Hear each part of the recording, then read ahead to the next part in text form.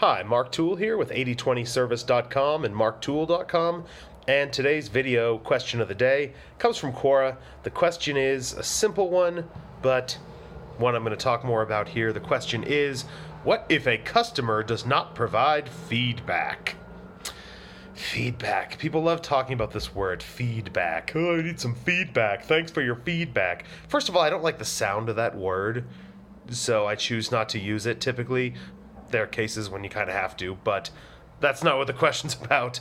What happens when a customer does not provide feedback? Well, one of the reasons I don't like the word is the way it's commonly used in business, in big companies. We need your feedback. And it's on an email where that's the subject line. We want your feedback. Feedback? That sounds gross. In any case, we want your feedback. Why would I want to give you feedback? Usually it's some long-winded survey asking a bunch of strange questions.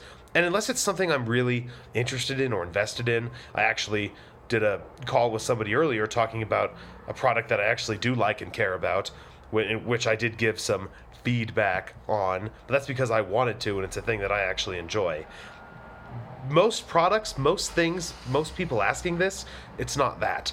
There's no benefit to me in filling out your little survey or giving you some feedback. The people who are going to do this, and I've talked about this before, the people who answer surveys, fill out these sort of things for a regular product. There's obviously an exception. If this is like the top product in your life, which arguably the thing that I was talking about for myself could be, then you might do it because you're invested in that thing heavily. But you're just a phone company or something, no one wants to give you feedback. Who's going to fill out the surveys? Again, talked about this before. It's going to be the people who hate you the most. The people who think you're the devil, who are plotting to leave feces on the doorstep of your office, whatever the hell they're doing. Just people who hate you, right or wrong. Maybe you screwed them over. Maybe they think you screwed them over. Whatever it is, they hate you.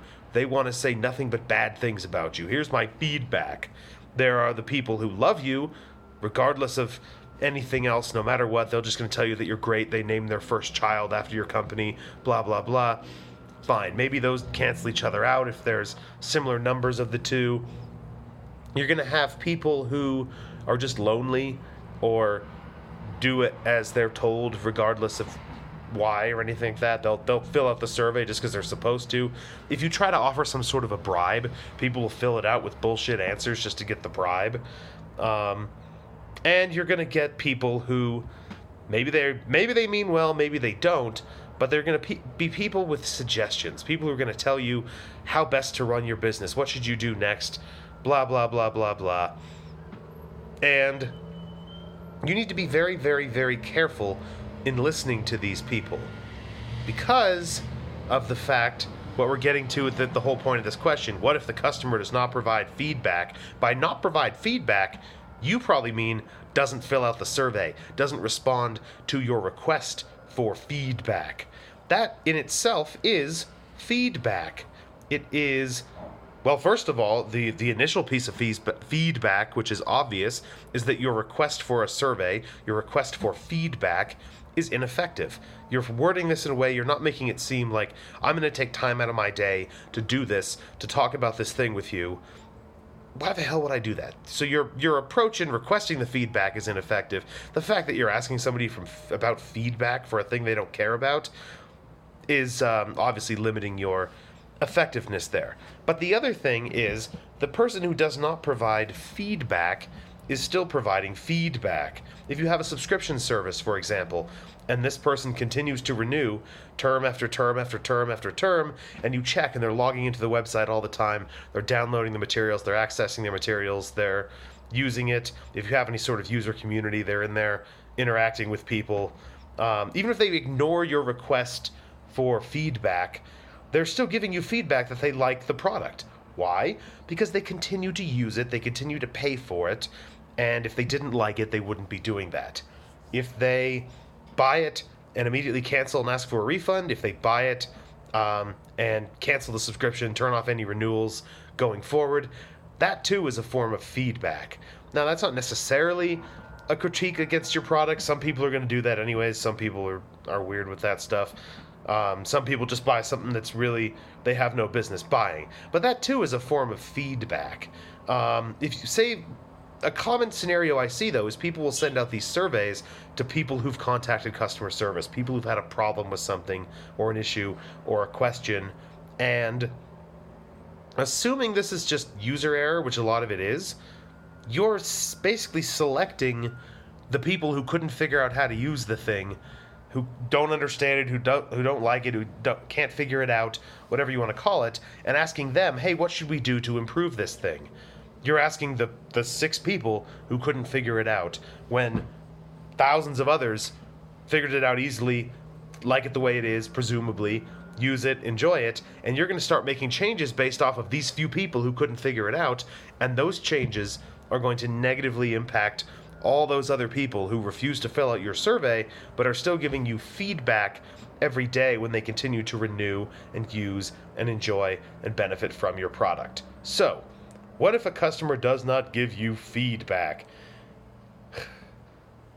We've covered this, but people don't want to give you feedback in the formal form that you're thinking of here.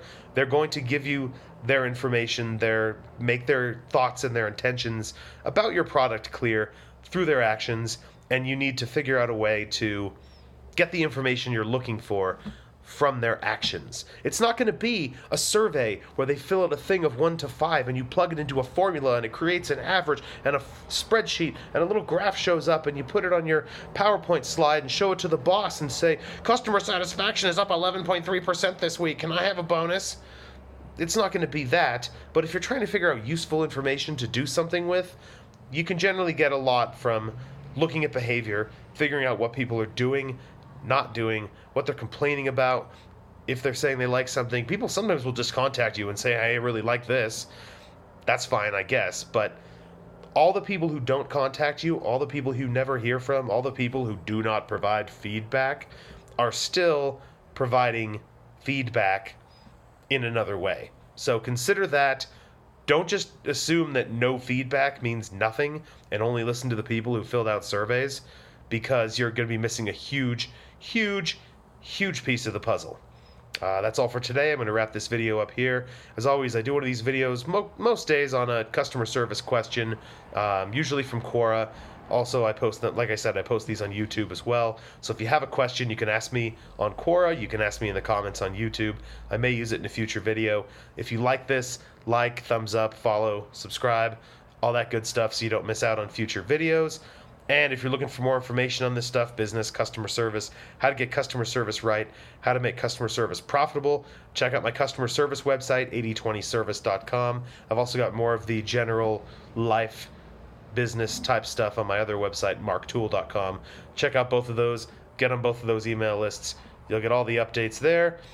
I'll be back soon with another video.